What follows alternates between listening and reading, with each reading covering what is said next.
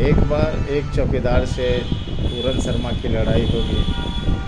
उसने धमकी दी, तुम्हें कोर्ट में ले जाकर खड़ा कर देंगे, तुम क्या समझते हो, तुम्हारे ऊपर रेप केस कर देंगे।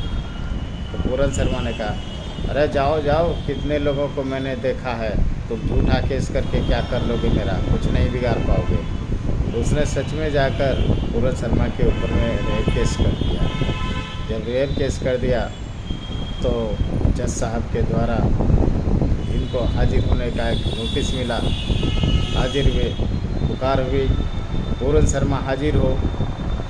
तो इन्होंने कहा, जी हुजूर हाजिर है, आप विटनेस बॉक्स में आ जाएं, उसके बाद आपको जो कहना है कहें। ठीक है हुजूर।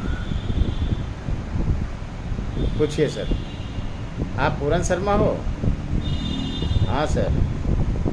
ठीक है, आप ये बताओ, आपने रामस्वरूप पासवान की पत्नी के साथ गलत क्यों किया? आपका क्या उद्देश्य है, क्यों आपने ऐसा किया? आपको पता है आपने उसके साथ गलत किया है, रेप किया, आपके ऊपर इल्ज़ाम लगा है।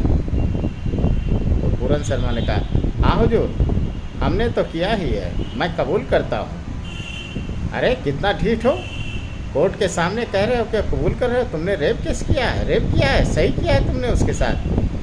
हुजूर, बात ऐसा नहीं है जो आपको ये रामस्वरूप जी कह रहे हैं, बात यहाँ पे कुछ और है। मेरा जो है इसकी पत्नी के साथ लगाव पिछले 5 वर्षों से है।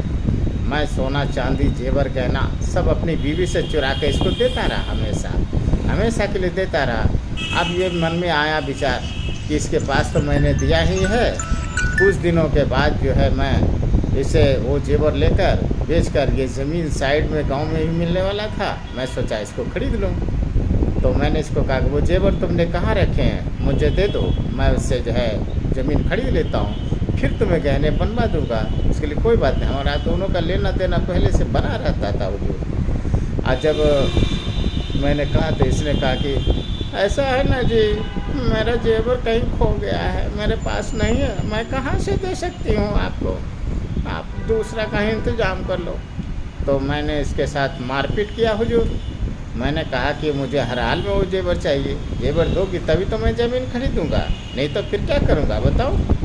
तो यही कारण है हुजूर, जब मैंने इसके साथ मारपीट की तो इसके पति ने आके कह दिया कि रेप केस किया है। चौकीदार ने ये सुनते ही गिड़गिड़ाते हुए कहा, हुजूर, मेरे बीवी से इनका कोई लेना देना नहीं है हुजूर, मैंने ऐसे झूठा केस में फंसाया था हुजूर, माफ़ कर दीजिए। तो जज साहब ने कहा, चौकीदार को 420 के जुर्म में